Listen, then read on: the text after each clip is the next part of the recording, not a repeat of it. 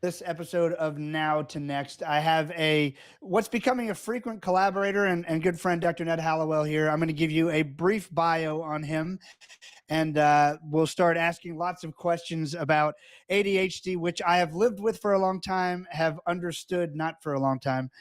So, Dr. Ned Hallowell is a board certified child and adult psychiatrist and world authority on ADHD, a graduate of Harvard College and Tulane Medical School. He was a Harvard Medical School faculty member for 21 years. He is the founder of 6 Hallowell ADHD centers in the USA. He has spent the past 4 decades helping thousands of adults and children live happy and productive lives through his strength-based approach to neurodiversity. He has ADHD and dyslexia himself, which we'll talk about. He is a New York Times bestselling author of 20 books. His groundbreaking Distraction series, which began with Driven to Distraction, co-authored with his partner, Dr. John Rady, sparked a revolution in the understanding of ADHD. A regular columnist for ADD Attitude magazine, he also hosts the weekly podcast Distraction, where he explores how to implement strategies to turn modern problems into newfound strengths. Dr. Howell has been featured on 2020, 60 Minutes, Oprah Today Show, and in Newsweek, USA Today, Times Magazine, and many more. He lives in Boston with his wife, Sue. They have 3 grown kids, Lucy, Jack, and Tucker. All 3 of his children also have ADHD. Welcome, Dr. Howell. Thanks for joining me. It's nice to be with you, Nick. It's great to have you. So you have a new book out called ADHD 2.0. Yes. Before we dig into everything else, why did you, obviously you've written a ton of books. Why 2.0? Why this book? Why now? What do you really want the world to get out of this book? Let me show it to you. Where's my camera? There we go. Nice. Isn't that a nice cover? Looks great. Looks great. Well, it had been our last book about ADD came out in 2005, so it's been 16 years, and a lot new had happened. I also knew that people don't want a long book, so this is the shortest book I've written. So I packed all the new stuff into basically 120 pages. There's another 40 pages of appendices and whatnot, but I want to really reframe this condition. And so we introduced a new term, VAST. Instead of calling it ADHD, attention deficit hyperactivity disorder, we're calling it VAST, variable attention stimulus trait. And the reason for that is, first of all, ADHD, it sounds horrible. It's just a bunch of syllables that are demeaning, insulting, and inaccurate. There's not a deficit of attention in this condition. To the contrary, we have an abundance of attention. I have the condition myself. Our challenge is to control it. If it were a deficit of attention, it would be a form of dementia, which it certainly is not. It is a wandering of attention, a zigzagging of attention hopping all over the place. But to call it a deficit is completely misleading.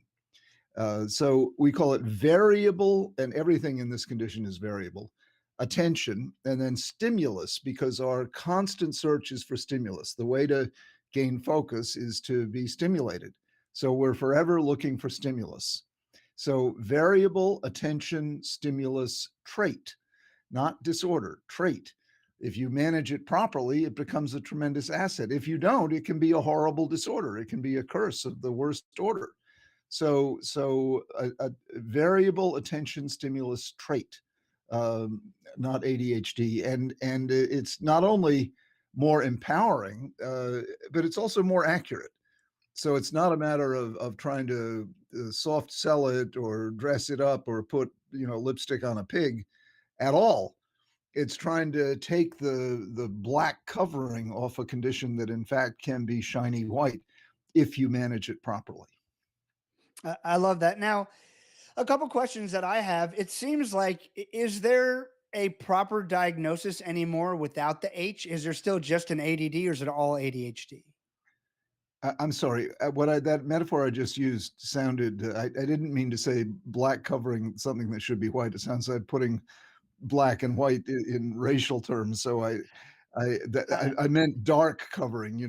Ominous covering, gloomy covering over something Certainly. that should be shiny like the sun. So let's replace black and white with the gloomy darkness versus the sun.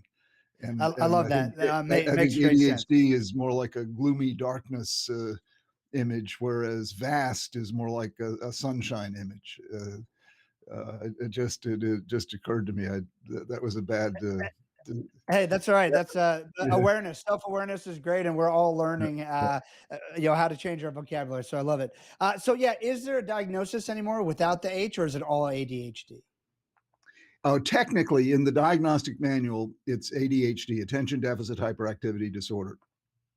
But you can have, which I have, and I think you have, Nick, attention deficit hyperactivity without the hyperactivity. So that's called ADHD primarily inattentive. It's still called ADHD. Why it's not called ADD, I don't know, but it's still called ADHD primarily inattentive. And then if you Got it. also have symptoms, if you also have symptoms of impulsivity and hyperactivity, then it's called ADHD combined type because you have both the inattention and the hyperactivity. So it's either ADHD primarily inattentive or ADHD combined type. Theoretically, you could have ADHD primarily hyperactive impulsive, but that's almost unheard of. I've never seen that. So the inattentive symptoms are almost always present, and then the question is the H there or not? Got it. I have it all, Ned. I got it all. I get all the fun hyperactivity and all, Oh, you got the all with combined it. type. Okay, good for you. I got it all. So, and then I've also heard it's somewhat of a, I don't know if it's a myth or not. Is ADHD on the same spectrum as autism somewhere? Oh no, no, they're totally different. They can occur together, but the hallmark of autism, the defining element of autism, is difficulty in making reciprocal emotional contact. You know, the autistic child uh, can't. The mother talking to the autistic child can't get warmth back, and that's what's so hard for the mothers of these kids. Uh, Autistic, or what used to be called Asperger's, people have trouble making emotional contact. They have trouble Love it. engaging with the other person, and that's the hallmark of autism. The hallmark of ADHD is just the opposite. We barge right in. We're making contact often where none is wanted. I mean, we don't struggle. Now, we may have trouble with social relationships, that's for sure, because we don't read emotional cues. But we are not at a loss for trying to connect with other people. Again, our problem is controlling it. We are natural connectors, but we often do it in a clumsy, intrusive, or unwanted way. And that's so again, we have to. My model is we have a race car for a brain with bicycle brakes. So we need help in putting on the brakes. We need help in exercising control. But it's quite different from the autism spectrum. And ADHD is also on a spectrum, but it's not the one endpoint is not autism.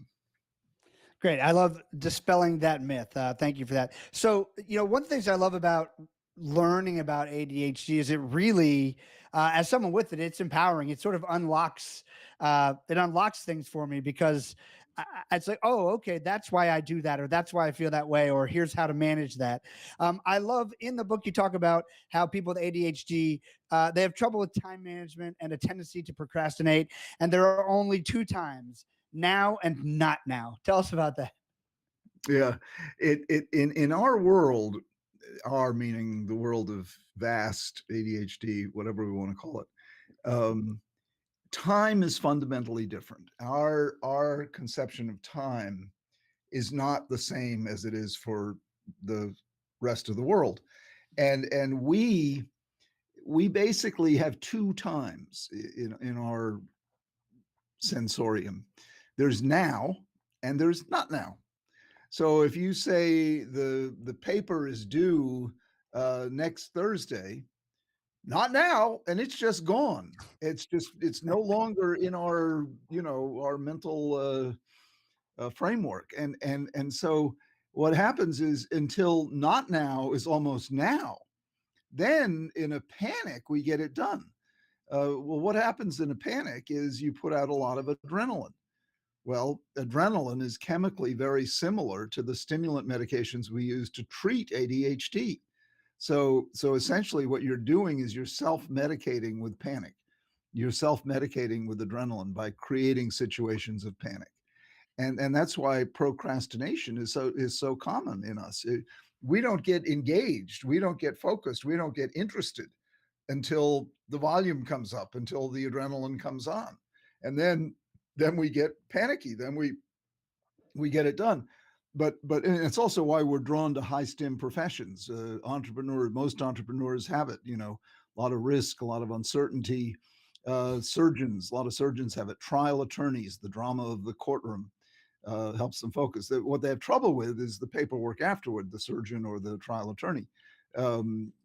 Traders on the commodities exchange, people in fast-paced creative fields, whether it's journalism or acting or all of these areas are hotbeds of people with this trait, with this condition. So we're constantly searching for stimulation, like I said, adrenaline, and that's why we procrastinate, and also why we don't have that sense of time. The passage of time is boring. You say it's like watching paint dry. We don't do boredom. We can't do boredom. Boredom is our kryptonite. So the minute we're bored, we repel. We're off looking for something more stimulating. If a conversation is boring, we're liable to say something outrageous just to get the party moving, just to get something happening. And that's why the Trump years were heaven for people with ADD. We may have not liked him, but we loved the fact that he kept us interested, by using outrageous statements. And, oh, can you believe he said that? Can you believe he said that? Then we're engaged, we're interested. So we're always looking for something stimulating. And again, there's adaptive ways of creating stimulation, and there's maladaptive ways of creating stimulation. And obviously, what we want to encourage are the adaptive ways of creating stimulation. Yeah, and every trait, every behavior sort of has a shiny uh a shiny side and a shadow side, right? And so we have to learn for each of us what those look like and how to stay out of the shadow side. One things I find really interesting with my own experience, I'm sure it's everybody. We find ways, like I found ways to adapt to make sure I could complete the tasks I was supposed to complete. So it's funny. People always say, man, Nick, you respond to my texts, my emails like so quickly. And by the way, it does. I work on it because it drives my wife nuts. She's like, you're always responding to people. I'm like, well, if I don't do it now, it's never going to get done. And so we find ways to try to healthily combat these. But I remember like in law school, our exams were 3.5 hours. The ability to keep my attention for 3.5 hours is absolutely zero. It doesn't matter what it is. I mean, it could be, stimulation. Even if you're stimulated, I mean, golly, you can only be stimulated for maybe 30 minutes at a time before you die out. Right. And so I figured that I would rush through every test in life. My first law school exam, we had 3.5 hours. I finished it in 37 minutes because the only way for me to focus and get it done was to hyper focus and rush so that I could actually get it done. And I remember when I walked out, my friends all later like, did you quit? I was like, no, I finished the test. I just did everything that I knew how to do. And I'll tell you a funny story. I don't think I've revealed this before. I thought I did pretty well on that test. I got a D plus. It was my only D plus in all of law school. I took the same professor again because I was just convinced he didn't like how quickly I took the test. So I took him again. And by the way, in law school, that's your only grade. That one test, only grade for the quarter or for that semester. So I took it again. The last question on the test, I have no idea what the answer is, but it's an open book test. So I look up what I think it is. I find a case in the book. The case was the exact same case that was on the test with the names changed. So I copied the judge's opinion and changed the names, and I got an A. So I won in the end. But that professor was trying to stick it to me for doing his test too quickly. Tell me about this. Shadow behaviors. So first thing, like, what are some telltale signs of ADHD, positive and negative? Because I'm sure there's a lot of people who listen to this who maybe have never been formally diagnosed, but would love to know what it looks like and what some of the positive traits are and some of the negative. Well, the classic triad that defines the condition, what you'll see in the diagnostic manual and all the textbooks, what Russell Barkley calls, who's one of the great researchers in the field, the holy trinity of ADD, are distractibility, impulsivity, and hyperactivity. Like I said earlier, in the DSM, there's a set of symptoms on the axis of inattention or distractibility, and there's a set of symptoms on the axis of hyperactivity and impulsivity. Well, you take each one of those symptoms and turn it on its head, and you get a positive. I don't call it the shadow, because that's dark. I call it the flip side, the positive side, the advantageous side. And for every disadvantageous symptom, there's a flip side, an advantageous side. So let's look at those the three core symptoms of this trait. Distractibility. What's the flip side? What's positive about distractibility? Think about it for a minute. It's curiosity. If you didn't care what was going on outside the window, if you didn't care what that noise was coming from the basement, if you didn't care what that person was thinking who looks upset, you wouldn't be distracted. But since we are very curious, since we really want to know what that noise is, what's that, what's going on, we are endlessly curious, since we are driven by curiosity. Curiosity is the driving force in people with ADD, or one of the major driving forces. That makes us distractible because, no task is endlessly interesting. And, so the minute curiosity is, what's that? And the world is full of stimulation, is full of places we could wonder, what's that? And it is curiosity that drives most of the great discoveries. So you have distractibility on the one hand, but the flip side of curiosity. Now, impulsivity, this is my favorite one. This is what gets us into trouble. We're impulsive decisions, impulsive acts, impulsive speaking. We don't think, we speak, and it gets us into all kinds of trouble. Well, what is the flip side of impulsivity? Is there anything good about being impulsive? Well, think about that for a minute. What is creativity but impulsivity gone right? You don't plan to have a new idea. You don't plan to have an original thought. You don't plan to come up with your eureka moment. They happen spontaneously, disinhibitedly, impulsively. They just pop. They happen in the shower in the morning. They happen in the car on the way home from work. They happen in the middle of a meeting where you're talking about something totally different. That is where creativity happens. It happens impulsively, spontaneously. It depends upon some amount of disinhibition. Or if you're totally buttoned up, you won't be creative. And, the really buttoned up people are not particularly original or creative. And the third element of that trinity, hyperactivity, you get to be my age. I recently turned 71. It's called energy, and I'm really glad to have this little turbo pack that sits on my back, and so my job when I work with patients is to maximize the upside, the curiosity, the creativity, the energy, and minimize the damage done by the downside, the distractibility, the negative impulsivity, and the annoying hyperactivity. And that's fortunately a very achievable goal. We have ways of doing that. And the analogy I use, having this condition is like you've got a Ferrari engine for a brain. You've got a tremendously powerful engine, but you have bicycle brakes. So you don't have the braking power to slow down this runaway train that's going on in your head. Well, good news, I'm a brake specialist.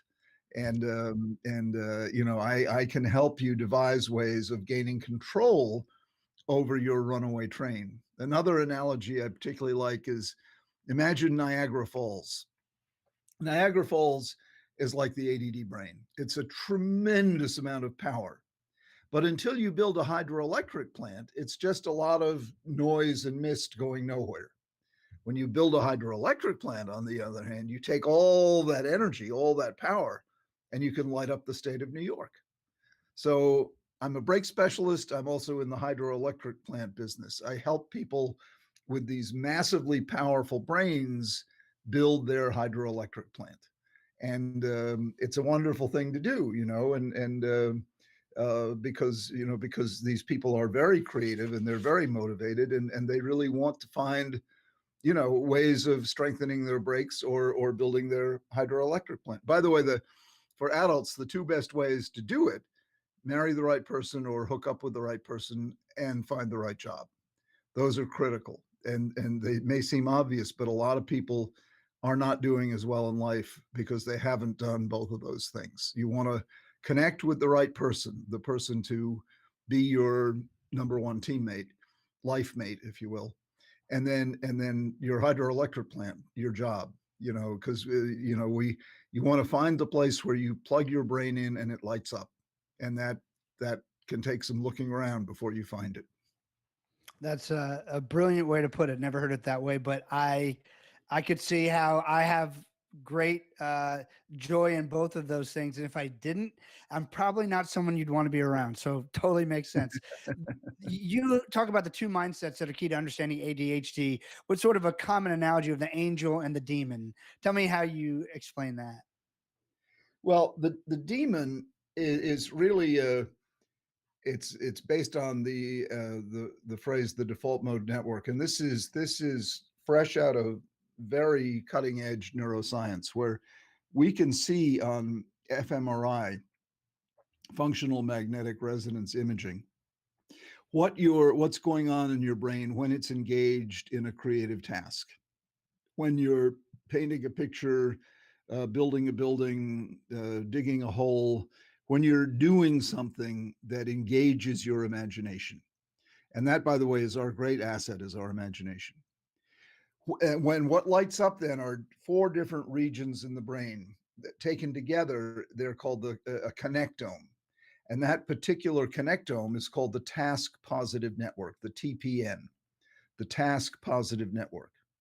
Now, when the task is completed, when you finished your writing for the day, I think of that because I write books, or when you finish this podcast, Nick, or when you finished whatever creative activity you're engaged in, that connectome, the TPN, shuts down. Those four different regions of your brain go quiet, and you can see it on the fMRI. They lose the color, they go silent.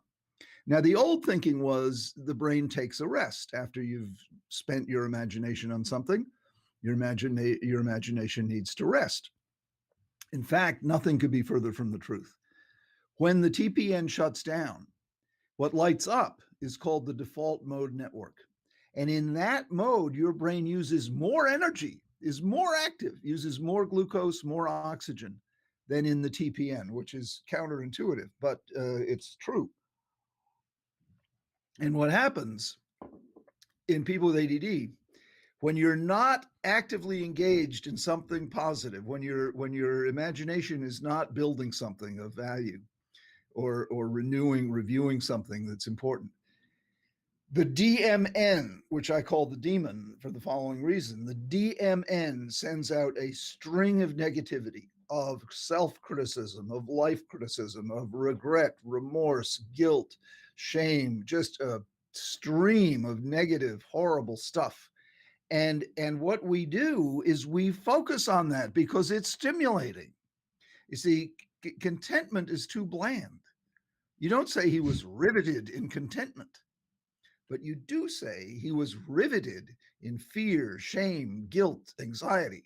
It's like watching a horror movie. It's riveting, only when it's your own life, it's upsetting as well as being riveting.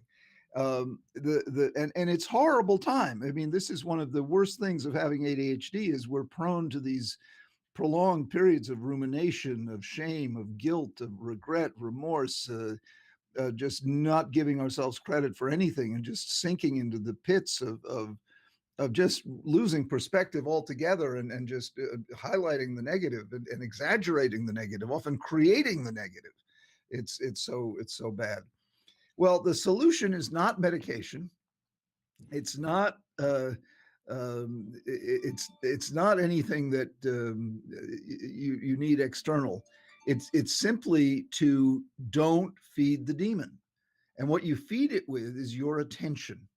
You feed it with your attention. So you have to redirect your attention away from the demon. Don't look at the traffic accident as you drive by. Don't look at the traffic accident that the demon turns your life into. Look elsewhere. So just do something else. Dig another hole, have another conversation, have a quick burst of exercise, jump up and down, call a friend, turn on the TV, blast some music. You got to do something to redirect your attention, and you do have control over your attention. The great philosopher Epictetus taught that thousands of years ago. We think of it as cognitive therapy today. No, it's Epictetus philosophy.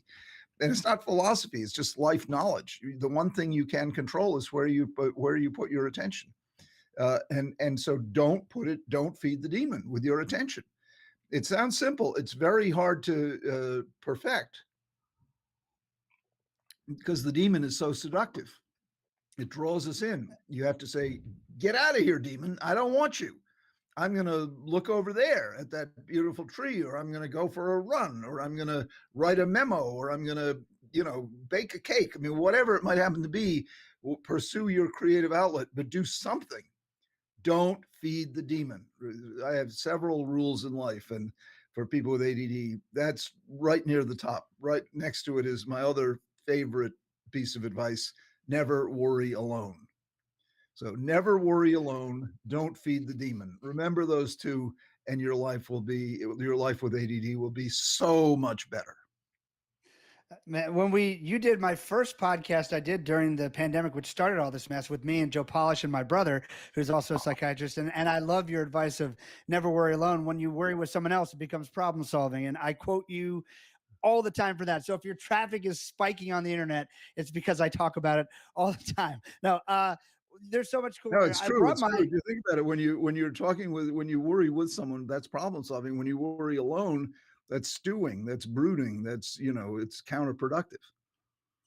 The beauty of don't feed the demon, I love that, is that when you move on to something, the next thing that's right now, you literally just forget about the brooding and the other things. I mean, I brought my oldest son to you, who crazy just turned 16 a couple weeks ago. When he was 7 or 8, we came up to New York City. His favorite advice from you was eat ice cream for breakfast, but we'll talk about that later. But he reminds me of it all the time still. But the thing that was so crazy about him with his ADHD was, when I really realized he had it, was when he would get in trouble and I would discipline him and I try to ask him what he learned from it, and he had no idea what I was talking about. Like, even 8 minutes later, he could not even remember he had gotten in trouble. And so the beauty of ADHD is, if we can get out of feeding the demon, we don't even know, we can just move on and just put things in our past and move past it. One of the things I love that you talk about never worry alone, and that's the power of connection. Let's talk about the healing power of connection. And then you have this amazing term, find your right difficult, which I've never heard that way. So let's start with the healing power of connection. What does that do for those with ADHD? Well, I mean, the healing power of connection helps everybody, but particularly you talk about it with context in ADHD. Well, it's because disconnection, we're at risk for disconnection. We're at risk for feeling isolated because we're different. So we're at risk for feeling shame, isolation, fear, remorse, regret. But the solution is to connect. And we're learning the hard way these days how vital connection is. I mean, with COVID and keeping distance and all that, we've had this enforced distance, and it's been terrible. It really. I call connection the other vitamin C, vitamin connect. And it's at least as important for our well-being as ascorbic acid is. We really need it. Social isolation, most people don't realize this, but social isolation is as dangerous a risk factor for early death as cigarette smoking.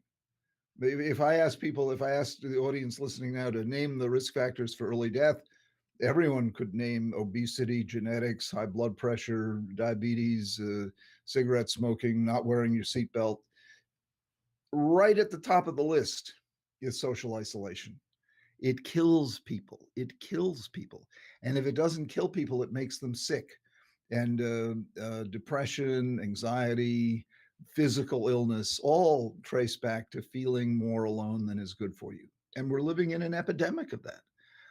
People say, well, there's no one, I live by myself. And I say, get a dog. Dogs are incredible connectors. Dogs can connect with anyone. You can be the grumpiest old man in the world, and a dog will make you smile. A dog will love you, and it doesn't matter who you are. Dogs are God's messengers. I dedicated this new book to dogs. I said, and it's no accident that dog spelled backwards is God. Dogs are the most wonderful connectors. So find connection however you can. Find connection. It doesn't have to be in person. You can do it over Zoom. You can, like we're doing. You can do it over the telephone. You can do it via text and email. The more personal you can make it, the better. So telephone and Zoom are better than text or email. In fact, text or email are easily misunderstood. So when a message has emotion in it, try to do telephone or Zoom. The power of the other vitamin C is astonishing. And then the other term you mentioned, find the right difficult. I've discovered over my many years of working with people with ADD, what they need maybe more than anything other than connection is a creative outlet. And this is what I mean by your right difficult. The creative outlet has to have two elements to it. It has to be challenging, and it has to matter to you. You put those two together, and it becomes your right difficult. It becomes your path to success. In my own case, writing is my right difficult, no pun intended. Writing is certainly difficult. Believe me, it's very difficult. It's harder than golf. And it matters a lot to me. For whatever reason, I'm cursed with the need to write books. If I don't have a book going, I get depressed. So it's my right difficult, writing. And it absolutely makes me feel fulfilled, even though it's never as good as I want it to be.